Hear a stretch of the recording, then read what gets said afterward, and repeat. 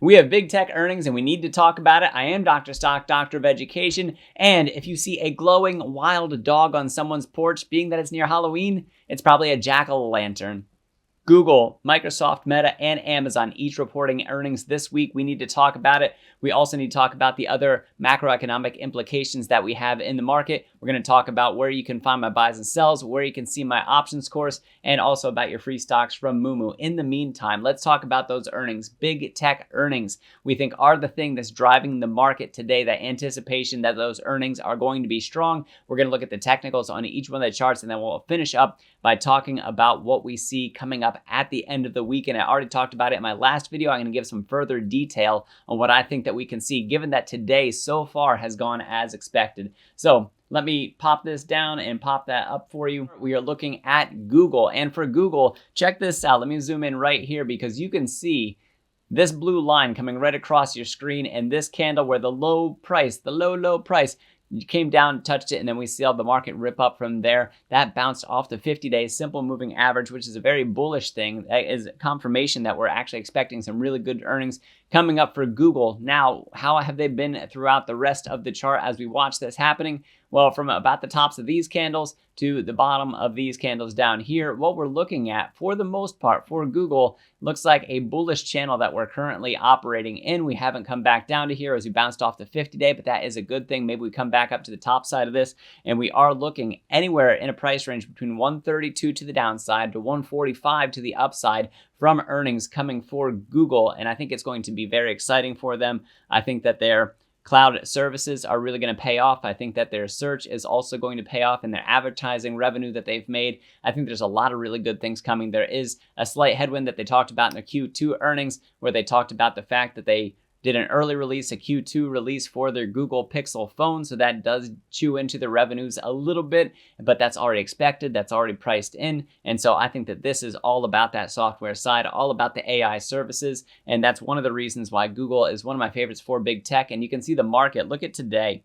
Let me zoom in a little bit more on this candle that we got. So today, our price range on this one, we were at a low of about 135 and a high of 138, almost 139. So almost a $4 swing in the Google price that we have here. Let's move on to Microsoft. MSFT, there we go. So for Microsoft, I'll zoom out so we can see more of it. Mind you, again, at the 50-day on Friday, opened around the 50-day, came just a little bit below it, and then ripped back up off of that with the rest of the market for Microsoft. For Microsoft, I think that they have a little bit more of a hardware drag, but I do believe that they're also going to be serious contenders in the AI space as we watch this company. So for Microsoft, I think we can see a price down to 320 would be where I'd see that bottom price off of earnings if they don't go so well for Microsoft in the near term, and then up to the top side of this at about 345. And so 345 is way, there we go, all the way up here that we get that rocket that pushes us up past this double top, which would be a very bullish sign for Microsoft. So we'll see if they come through, especially if they're able to take some of that search revenue from Google. I think these two are going to slug it out. I think Google will be the winners. We'll wait and see tomorrow what exactly we get from that. Now for Microsoft, they don't have the same necessarily strong bullish view when we look at their charts. You can see the peekaboo that we had above this top trend line here, and along the bottom here, we'll draw that on there.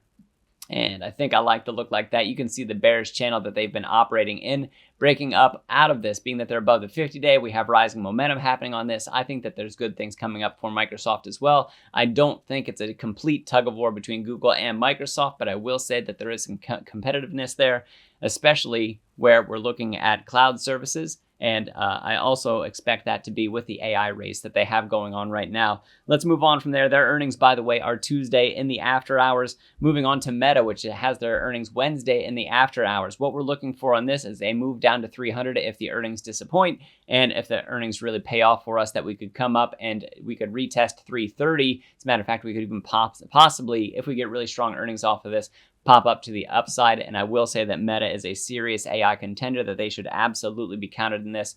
And I think that their development with Llama 2, making it open source, I think that that's going to help them capitalize on this market. I think it's going to produce a lot of really good data for them, and AI data is king. As a matter of fact, that's what I think gives Google the leg up in search as they have for their search dominance. I think it's going to keep them in the lead. It keeps me bullish on them. Also very bullish on Meta. It's my second favorite that's in this one. The only thing that keeps me from having it as the most favorite in this is the fact that we already do have a fairly strong run up to 315, but I do think that puts us in the middle of where we can see that price go. A $15 swing to each side for Meta. And like I said, I am leaning bullish for big tech. Let's go from there to Amazon. All right, so check this out for Amazon. I have some drawings on here. This bottom line that you see here is long-term support. As a matter of fact, here, let's zoom out. We'll even go to the weekly chart for this one because this is a really interesting chart from a technical perspective. I will say that Amazon's my favorite from tech, and Amazon Web Services I think is also going to do very well. Check out the long-term support that we have coming up to the top side of this. That can act as resistance for us since we're currently trading below it. But then we also have the secondary line of support that we have down here, and more near term, we are trading in a bullish channel. So we have all sorts of good things coming on for us. And when you look at how the market opened today, let's zoom in on that candle right there. Look at that. We opened up right at the bottom part of this trend line with this nearer term trend lines that we have. And then look also where we peaked out before on the bottom side of that. So if we really want to go bullish on this, we need to break up above about the 133 level. And for Amazon, when we look at this, we have room down to about 120. So 120 puts us down below this, which I think would be a very bearish thing. Moving on for Amazon, and we'll see what they foreshadow for us, and I'll give some commentary on that next. So down to 120, up to 135, which would put us up above this trend line should we get that. But that also puts us near the top of this bullish channel that we have. And once again, breaking out of that would be good. And then from there, and zoom out a little bit more, let's actually go to the daily chart on this one so we can talk about our trend lines.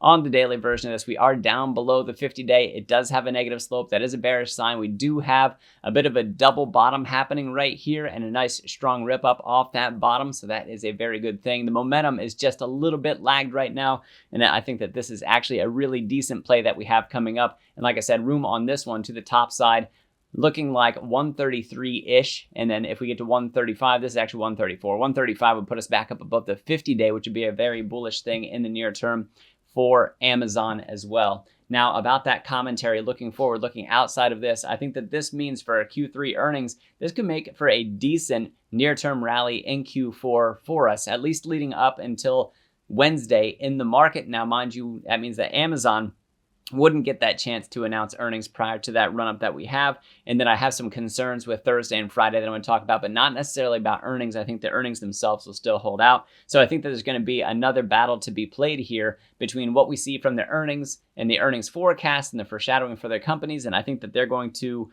not Elon themselves. So Elon came out, and I know that there's a lot of debate right now going on about how Elon was presented in that earnings call and talk about how he got emotional during it. I think that he really does care about his business. I think he's being responsible in a lot of ways to his shareholders. Does he talk without a lot of planning, but with a lot of knowledge? I think that that's very possible too. I will say that I don't think that any games were played with his earnings call that he put out there. So I do think that the other companies, though, the big tech companies coming up, Google, Microsoft, Meta, and Amazon, I don't think they're going to play that game. I think they're going to be very careful not to tank their stock prices, their share prices, in this earnings forecast that they put out there. If they have anything to say about outlook, I think they're going to hold it off until possibly Q4 if they can, maybe even kicking that can down the road to Q1. So assuming that we finish out the year strong, as it's a good possibility that we do, especially if we get really good big tech earnings. And then Apple, of course, is also riding those coattails, although their earnings aren't until November the 2nd. So we actually have to wait another week in order to get Apple to put out their earnings to be the icing on the cake for this one. And Apple, I had to do a little bit more reading into that, a little bit more research. And, that I wanted the same thing for Apple that I do for Amazon. And I think that that's the retail play that we have going on in the near term for them. I want to know more about Apple iPhone sales, how they've been going. I think that they've looked pretty good so far. I know that there's some concerns. I saw some headlines about raising prices in the next year, and that could be a very challenging environment for them. What does that mean about the near term, though? I think that there's going to be a lot of strength. But like I said, Apple's another video, but it is part of the big tech, so it still relates to what we have here. So what am I concerned about for the near term then? So I think that the tech earnings are going to be good. I think that they're going to paint some pretty rosy pictures. I think that we're going to have some upside going into this. So let's actually put up the Qs right now so we can see where the market's been going, because that's also interesting on a technical basis. Check this thing out. So I said last week. I said we've sold off enough that we could probably get a decent rebound today. So if you saw my video from Friday, you'll see today that played out so far. Now, some other interesting things about this chart. One is that right here off that 351 line, which is this previous bottom that we had, that's a double bottom. That means that we could possibly see some more upside. What would that catalyst be? Strong tech earnings could be that catalyst that would push us to the upside. If tech earnings disappoint, this is going to get ugly really quickly because we know that the Magnificent Seven have been in the control of this market. So it's more of a scary thing than just talking about those 4 companies. It's the entire NASDAQ that we're talking about. And I think it's also going to be a big drag on the S&P as we watch it. So seeing this range happen isn't all that surprising. Seeing it almost make it up to 360 also isn't surprising. That's this top yellow line that we have here. And it is possible that you come back up and try out that 50-day, which now that 50-day is all the way down at $366 that we're looking at. Probably by the time it gets to be closer to 365. So that's something to watch out for as well, coming out of big tech. So I think that big tech could cause a further rally in the markets. And now for that concern, the macroeconomic concern that I want to talk about. So this is actually a little bit strange. So make sure that you pay attention to this. I'll tell you again later about the free stocks from Moo. Here I think is the first thing, the 10-year treasury. When we look at this thing, the market did not react well to start the day. Let's go to the 5 days so we can see a little bit more of these peaks that we had. So this is going back to Friday when for this one, we had that high going back to Friday. Let me see. I think there's a 5 somewhere in here. I can't get my cursor on it right now. Let's actually go out from there. We'll go out to the monthly chart and see if we can get a better peek on this. There we go. So there's a Thursday and 4996. And then when we go out to Fridays, there's the 5 that we were looking for. What we're tracking right now are the closes that you see to the right-hand side of this. So Friday, we got a 5. And then today, we got a 5.02. What was higher? Today, we actually went just a little bit higher with that yield. So that can be something that can be a little bit crazy to watch, a little bit scary to watch out for. So we have those rising bond yields. Let's go out even farther on this one. There we go. So you can see we have that trend up. We don't have that trend down yet. We have to make it. The lower this thing drops, the better it's going to be for the market. So that's something that we want to remember. But what's going to kick this thing up? You can see the headline that we have right here, U.S. Treasury 10-year retreats from 5%. Woo! And we saw the market rally, as a matter of fact, going off of that.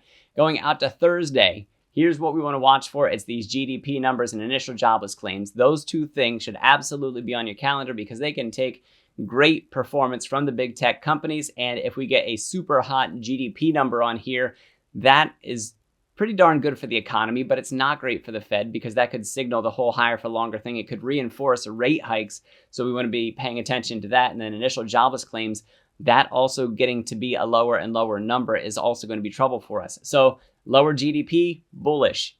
Higher initial jobless claims, also bullish. Higher GDP, bearish. Lower initial jobless claims, bearish. Those are things that we want to watch out for on Thursday. So I think it's possible we get a 3-day rally. So today, Tuesday, Wednesday, assuming that big tech earnings are all very good. And then from there, I think it's possible that Thursday, depending on what we get that morning, those numbers are going to decide if Thursday joins the rally that we could possibly get off of strong tech earnings. That would give Amazon permission to also continue in a bullish direction, depending on what we see over those days. And then we get into Friday. And then Friday's that next big thing because on Friday we get personal income and outlays, which means that we get the inflation report through PCE. We get personal income that comes along in here. So we want to be watching that. Stronger personal income. Not great for the Fed. It doesn't seem like they're watching that too much, but personal spending is going to be the bigger one, which is looking at for the consensus.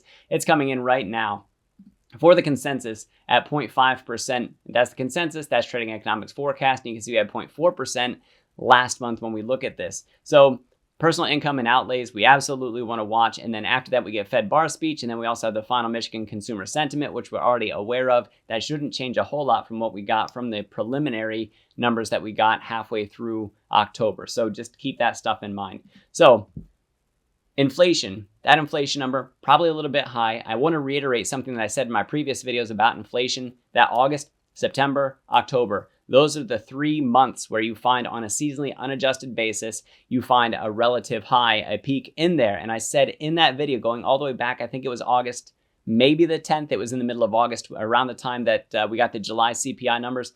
I said that we would see inflation spike back up. I said that we would see some panic come into the markets and that those fears would be allayed when we get the November and December numbers. And that's why I think that there's still a possibility that we get the rate cuts by January. It's not an unfounded statement. It really depends on what sort of numbers that we come in there. I think it's a very slim chance. And we actually have the CME numbers to back that up right now. Although I think there's a better chance than what the bond market is currently reflecting, because I think it's holding back until we get some of those other numbers put out there. So let's look at this thing and let's go back to November. For November the 1st, you can see there's a 1.5% chance, almost no chance of a cut that we're getting right there. And it does look like we're staying where we are for November. And that's been known for a really long time, or at least suspected for a really long time. When we look at December's number, 1.1% chance of there being a rate cut. And when we go to January, we have a 0.9% chance. And this reminds me of Dumb and Dumber when Lloyd Christmas is asking Mary Swanson if there's any chance that she could ever love a guy like him. And she responds, maybe 1 in a million, and expecting him to be all upset about it. Instead, he's pretty excited. He goes, so you're saying there's a chance? So I do think that it is possible that we see that rate cut. I think this number will increase over time. Still slim. I don't know that it's going to happen. I do expect our inflation reports to tell us a good story by the time we get to that point. So we're going to have to watch for that. And then there's things that can help us along the way as we look for that. So those GDP numbers that we see come out, honestly, I don't think that the Fed can, based on what we see in the bond market, I don't think that the Fed can really go ahead and push on the gas pedal a little bit more on the rate increases, because I think that that would seriously wreck us as far as bonds are concerned. So let me summarize this thing about big tech. So for big tech, bullish on big tech. I think the earnings are going to be great from all 4 companies that report this week, the 4 that I've covered in this video. So Google, Microsoft, Meta, and Amazon. And again, Google, Microsoft, those are both Tuesday after hours. Meta, Wednesday after hours. And then Amazon Thursday after hours. So look for each of those companies.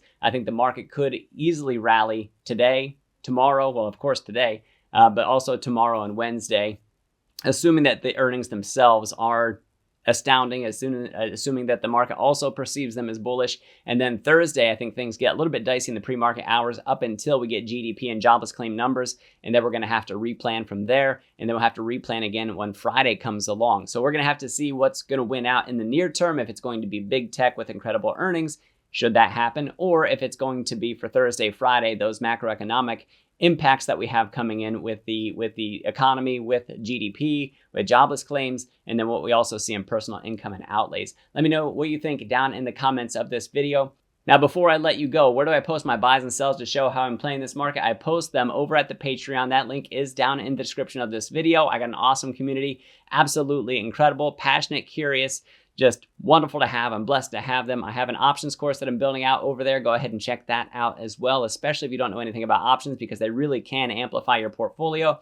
And then also your free stocks from Moomoo. That link is also down in the description. They new offer this time, 2 different deposit tiers, $100 or $1,000, 5 free stocks for $100, $1,000 deposit, 15 free stocks. Each one includes a free share of SoFi. And by the way, SoFi earnings should also be exciting this quarter. So I'm really looking forward to them. Will they go positive on earnings this quarter, or are they going to tell us that it's going to be the next one? I know that the market's going to be excited. I think there's going to be a run up. That's another video for another time. Let me know what you think of this video down in the comments, please. I am Dr. Stock, Doctor of Education. Remember, my friends, that learning is earning, and we'll see you in the next video.